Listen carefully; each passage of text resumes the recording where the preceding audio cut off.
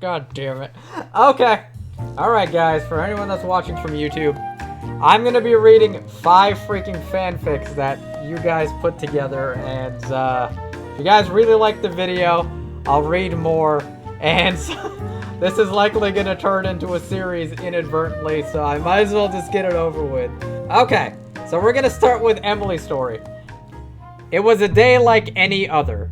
Zen was being bullied by chat, and all seemed good in the world. Well, that will be all of the stream for today, guys. I'm gonna take my niece to the aquarium. Bye, and have a good day, Zen said, seemingly genuinely excited. If only he knew what would happen next. Zen and his family get to the aquarium, and he decides it would make a fun YouTube video. That does sound like me. He pulls out his phone and vertically records the amazing sea creatures around him. Oh, I fucking know where this is going. I fucking know where this is going. It was really fun, and everyone seemed to be enjoying themselves, even the sea creatures, except for one creature in a dark corner, an octopus. Oh, fucking God. It seemed to stare intently at Zen, drawing him closer and closer. He couldn't stop himself, and he began to climb into the octopus's tank. Oh my God. All of the people around him were shouting at him, "Stop!" But to Zen, all sounds seemed muffled. All of his senses were dulled, except for the bright, shining eyes of the octopus. Everything went black as Zen was submerged into the tank and became entangled in the tentacles. Oh my God! The next day, Zen woke up in the hospital. The doctors tried everything, but they could not untangle the octopus and Zen. Are you fucking kidding me? They had merged into one being. No longer Zen, and no longer an octopus. Now Zenticle. It was a creature so horrid and unnatural, yet you couldn't help but stare. Zen looked around and saw his close friend Horse, who had come to visit him in the hospital. Horse had obviously been crying before, but seemed happier now that Zen was awake. Is it really bad? Zen asked, wondering if his friend could still love him like this. Horse just stared at Zen for a moment before rushing into Zen's tentacle arms. I thought I lost you, Horse cried. With a neigh, I added that part. Zen was in disbelief. Was becoming a Zenticle monster really going to bring him and his love together? Was this what it took? Could he even be loved this way? Horse and Zen stared at each other a moment before Zen accidentally squirted octopus ink all over them. Ugh! Zen became very embarrassed, but Horse seemed flattered. I didn't know I could do that, Zen stammered. But I do know that's not all I could sort. Oh my fucking God! Why would you write that? Horse seemed shocked that Zen was so bold with his statements, but he was glad that Zen was finally admitting his long, pent-up feelings. I guess we'll just have to find out, won't we? Horse said with a playful grin. Oh God! What happened next can only be left to the imagination. A disgustingly beautiful mix of tentacles and hooves, intertwining themselves together. A doctor walked into the room at one point, but vomited and quickly ran out. But both Horse and Zen took this as a compliment and continued their interspecies dance of love. In the end, Horse and Zen found love in each other. Zen remained Zenticles forever, but he found that he enjoyed his new body, and Horse really enjoyed what he could do with his Zenticles. They lived happily ever after. The end. I just want to move on to the next story. I'm just gonna move on. Okay, Pyro. We've got Queen Pyro with the next story. Oh God. I don't know if I can do this, guys. Okay. Today was a big day for Zen-chan. I love how I'm now Zen-chan. He was finally going to be moving in with his friend and longtime secret crush Horse. Oh, how did I freaking know? Years of Skype calls and inconspicuous flirting over Discord had led up to this point, and Zen couldn't be more nervous. Should Zen tell Horse? Would it be smart after only now moving in with him? Zen brushed off the thought as he approached the door. Zen knocked and the door finally opened after Horse fumbled his hooves to get the door open. Nay? Welcome, Zen. Come on in, said Horse. Thank you, said Zen nervously. Bring in the mere presence of a horse made Zen nervous. The man, horse, of Zen's dreams was right in front of him. 6 feet and 1,800 pounds of muscular horse, staring right into his eyes. Nay, you look worn out. Was it a long drive? Said Horse. Yeah, I guess I am a little worn out, sighed Zen. Nay? Well, no worries, go ahead and get settled in, said Horse. Nay, there's a pizza on the counter and your room is just down the hall. Feel free to move your stuff into there. Yeah, I'll go do that, said Zen. After settling in and taking a nice long shower, Zen emerged from his new room to see Horse relaxing on the couch, watching some TV and sipping a nice glass of wine. Nay, I see you're unpacked. Would you like some wine to help you relax? Exclaimed Horse. Yeah, sure, that would be nice, said Zen, sitting next to Horse on the surprisingly long sofa. Horse fumbles to pour Zen a glass of red wine, Zen's favorite. In this moment, Zen got lost in his head thinking about how Horse even functions during a normal day-to-day task with just hooves. By the time Zen snaps out of his thoughts, he doesn't even realize that Horse's face is only about 4 inches from Zen. Nay, you want your wine? Said Horse. Oh yeah, thank you, says Zen as he takes his wine and takes a sip. The next 10 minutes are filled with silences from the two. The only sound comes from the documentary about hay on the TV. Slowly through the night, the once nearly full bottle of wine drains more and more as the two sit and drink in silence. As Zen gets more and more tipsy, mixed with the exhaustion of the long move, his inhibitions lessened. Before he knew it, he was resting his head on Horse's lap. No, how the fuck does this work? The last Zen could remember was stroking of his head with his soft hooves. The next morning, Zen awoke with a terrible hangover. As he rolled over to the other side of the bed to grab his phone, he noticed Horse bolting out of the room with his clothes barely on. What happened last night? Thought Zen. More in the part 2 NSFW version. What the fuck? What the fuck? Oh my god. Alright. We're on a roll. Let's just... Alright, Tamix is next. The night was cold and dark. The moon bathed the horizon in a dimmed red light that seemed to shine no shadows, brighten no corners. Thudding noises repeating over and over. Suddenly, a burst of pain. I looked up, coming back to my senses. I was running fast towards the old monastery when a branch caught up on my leg. I glanced at the starless sky, still out of breath, my eyes bulging as I realized I almost made it. Though everything was but black silhouettes, the looming building of the bell tower cut a shape through the red moon. The end was near. Nay? The masked figure whinnied. All hail, the others answered. Oh my god, is this some kind of fucking cult? Is this what I'm reading? Am I reading about a freaking cult right now? This is a cult, isn't it? All hail, the others answered. They had been preparing for a long time, and tonight was the night. Torches haphazardly illuminated the old monastic church, and bonfires scattered in a chaotic pattern brightened the room with an eerie glow. Dozens of people gathered in a circle around a pool of gloomy water. That boat seemed to have been there forever, yet did not belong in the church. The hooded man was at the edge of the pool, seemingly looking at the huddling circle. He raised his arm, and as the long sleeve of his robe slid down, an obsidian hoof. I love how it's an obsidian freaking hoof. I gotta give you credit for that. Good wording on that. An obsidian hoof shined brightly where his hand should have been. The coldness of the wall I was leaning against pierced my skin. However, I had to keep going. The compelling feeling that led me here was getting impossible to fight. The urge made it so that at this moment, my life was all about what was coming. I limped towards the open wooden doors inside the monastery's courtyard. No one to greet me. No light to shine a path, but I knew where I had to go. Crossing through the wild grass that swallowed up the pathways a long time ago, I reached the cloister walk. At the end of the long corridor, the doors opening into the church were slightly cracked. I could see a warm glow, trying to reach out into the darkness in a desperate fight that seemed lost already.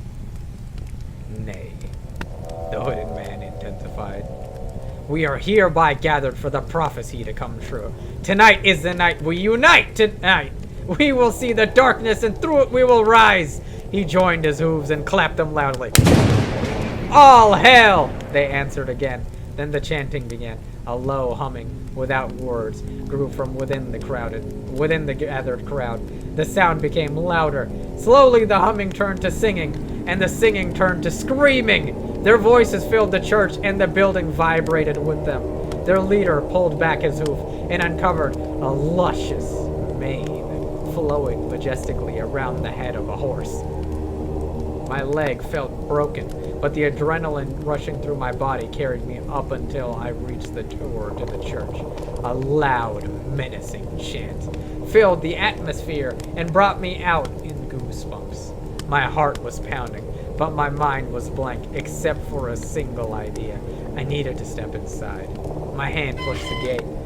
It gave in easily, and I stumbled inside the church. The singing stopped immediately. The crowd in front of me parted silently, opening the circle, creating a path towards the pool. The heavy silence was only interrupted by the sound of my steps on the hard floor as I dragged my body forward. Almost there. Closer. Closer to the pool. Finally, I felt the icy lick of the water numbing my feet. I looked into the pool and was met with only darkness. Infinite darkness. Tipping over the edge of the pool, I fell into the deep waters. This was the end. This is the beginning, the horse uttered. The vessel is here. The prophecy is fulfilled. He clapped with his hooves again, then kept going zealously. It is time, creature of the deep, our Lord, awaken and inhabit the vessel. He clapped once more, and all the lights suddenly disappeared. Every torch, every bonfire died at the same time.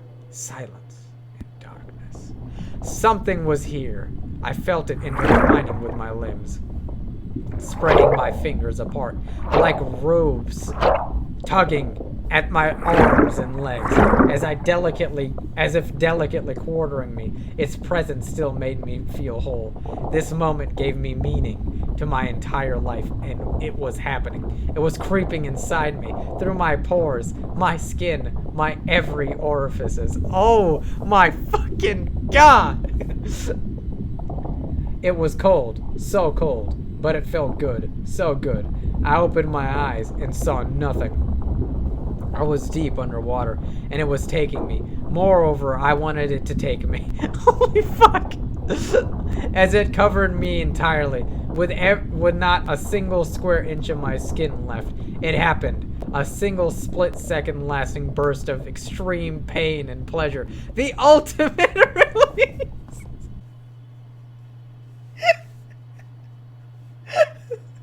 Oh my fucking God.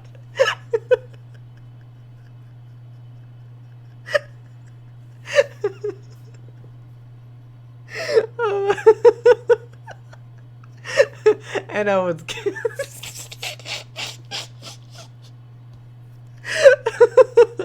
oh my fucking God, dude. Okay. And I was gone. Everything was gone. He is coming, horse, impassioned. He finally is coming. He excitedly turned to the pool of murky waters and waited. Slowly, the water bubbled more and more as something rose from its depth. The water itself seemed alive, and the more bubbly it got, the more shapes existed in its vicinity.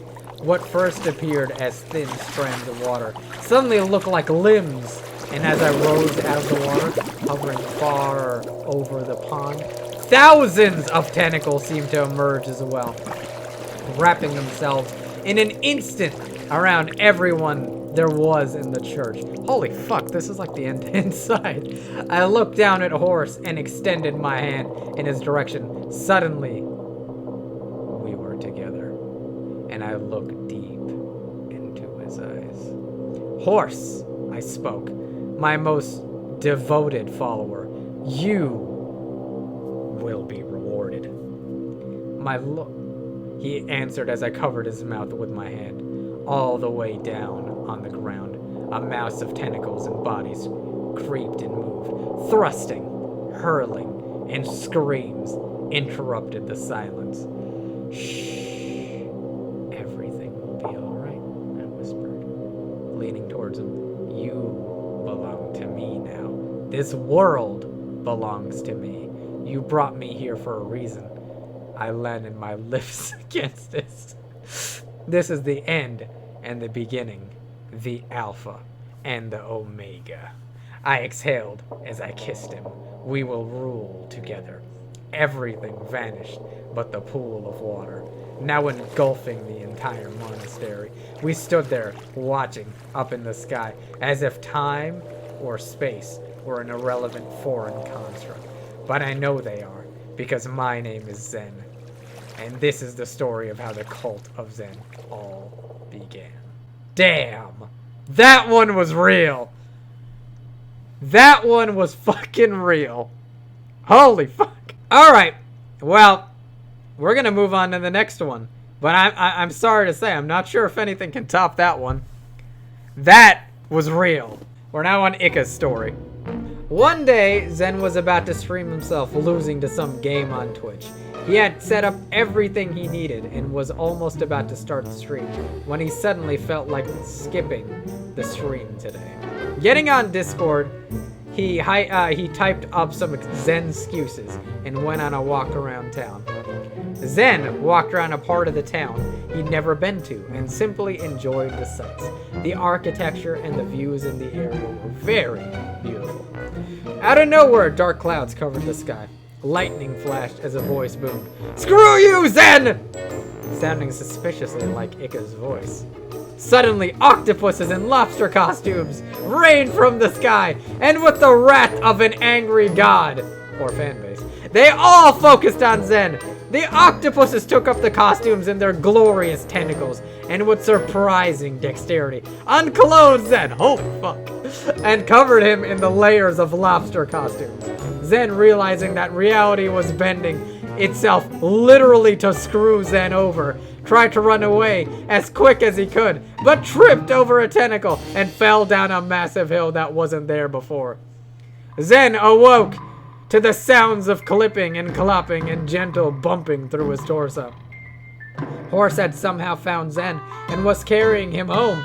Now that Zen had escaped the tentacles of the octopuses, he tried taking the costumes off, only to discover that they were permanently attached to him. Voice full of nervousness, Zen spoke to Horse. "Do I look stupid in these lobster costumes?" Horse neighed back. "Nay! I think it makes you look cute." Zen simply blushed as his face turned as red as a lobster costume. Maybe being stuck in a lobster costume wasn't so bad after all. The end. Fucking damn it. Okay. Alright. Now is the last one. This one is Horse's story. From Horse. And it's titled, My Shiny Hooves. Over the grassy hills, beyond the archers of woods, over the pleasant fence, the sun rises its sleepy head as a burst of sun rays spills over the horizon. It creeps through the stables, windows, bathing my sleeping face. I feel its warmth blanket over me. I open my eyes to see the wonders of the sun showering down from the morning sky through my humble stable's window. Another glorious morning, I say to myself. I wouldn't have it any other way. Stretching my tired legs, my body raring to go to my daily activities, I hurry to open the door, seeing the luscious green field that awaits me. Baked in the sun's loving light, I give out a hearty neigh, kicking my legs in the air with excitement. Hello, world! Horse is here! As I gallop around the field, my hooves pounding the ground with every stomp the earth beneath me feeling firm and soft. The blades of grasses brushing it past my hooves, like brushing through a young puppy's fur. The wind blows through my mane, feeling like I'm posing for the next cover of America's Hottest Horses. I feel alive. I feel no limits, and nothing can stop me. But as soon as I'm lost in my own free mind, I hear a voice, a familiar voice. I stop to take a look around my surroundings. Good morning, horse. As I look, I notice a figure, a proud standing human, and a human I'm all too familiar of. It was Zen, the owner of this ranch, standing proudly in the breeze. The sunlight shines down on him like a spotlight on stage. My heart races and my eyes widen as I gallop towards my Zen, gleefully neighing along the way. Good morning, Zen. Isn't it a lovely day? I said to him, my hooves jogging in place. He smiles down on me, rubbing my mane in a friendly greeting. Running through my warm mane, he opens his mouth. What could he possibly have to say on this beautiful day? Horse! Let's play Rainbow Hooves! There's a sudden shift in the wind as it dies down after hearing Zen speak. I stare up at him for a moment, taking my time to think how I could respond to him. No, Zen, I said, standing in the silence. The mood changes. We laughed, messing around like we usually do. He chuckles to me. I can see his pearly white teeth shining through his lips. How are you, hooves? Horse? How are your hooves? As he looks down at them, tilting his head to the side and giving a warm smile. I look down to examine my hooves as well, seeing grass stains and mud covering my lovely hooves. I think they need shining. Could you shine them for me, Zen? I question, asking a simple request. He smiles and nods. It would be my honor. Lighting my eyes up, my heart beating faster, and I couldn't wait for Zen to polish my hooves. Zen guides me back to the stable. I always enjoy following Zen from behind. I get to admire his entire body as he takes me to our favorite spot in the whole ranch. Just watching his legs hypnotize me, the way they move with such power and confidence. It makes my head feel as light as the clouds in the sky. I've always loved looking at the stable that Zen built. I remember watching him as he constructed it himself, seeing his rugged hands use each tools. The sweat dripping down his face and body, it was a sight to behold. It was just the two of us, alone in the stable, with no one to pester us or disturb our fun together. I watched Zen as he gathers the tools necessary to buffer and polish my hooves. Alright, horse, let's see them hooves of yours, he says, whipping a new tool onto his shoulder, making him look handsome and professional. My heart flutters as I hold out my first hoof to him. I can feel his fingers wrap around my horse leg as he gently squeezes his fingers around me. I couldn't help but blush from the sight of Zen touching me. He goes ahead and starts to shine my hooves, seeing his hands get busy and his focused expression as he puts in some hard work, polishing my dirty hooves. You've gotten stronger, haven't you, Zen? I comment on his handiwork, seeing the grass stains disappear and mud flying off my hoof. You do get rather messy, horse, but I'm okay with that, as long as you're having fun out there. I get all bashful just hearing that. I am a messy horse, aren't I? Though I'd be lying if I didn't say I got messy on purpose. The quiet ambience around us, with only a gentle whistle from the wind, can be heard, and the sun's light shimmering down on Zen's face. I don't want this precious moment to end. Zen gives a mighty thrust on a tough mud spot. It made me yelp. Did I hurt you, horse? I'm so sorry, he says in a concerning tone, worried that he had hurt me. No, I replied. I actually enjoyed that. Please, continue. I felt so embarrassed saying that. What if Zen thought I was a weirdo for saying that? He's going to see me in a whole different way, but my worries were put aside as I saw Zen smile and chuckle. I'm glad to hear you're enjoying yourself, horse. He pats my head, ruffling my mane up. His hand slides down my cheek. I can feel his warm hands emitting through my whole face. He stares into my eyes, pulling me closer. What's he planning, horse? he utters. Have I ever told you that you have amazing hooves? I can feel my throat choking up. I want to say something, but it feels like someone's holding my windpipe back. Before I could react, he gives me a tap on the nose and continues to work on my hooves. I just turn away, blushing and feeling confused.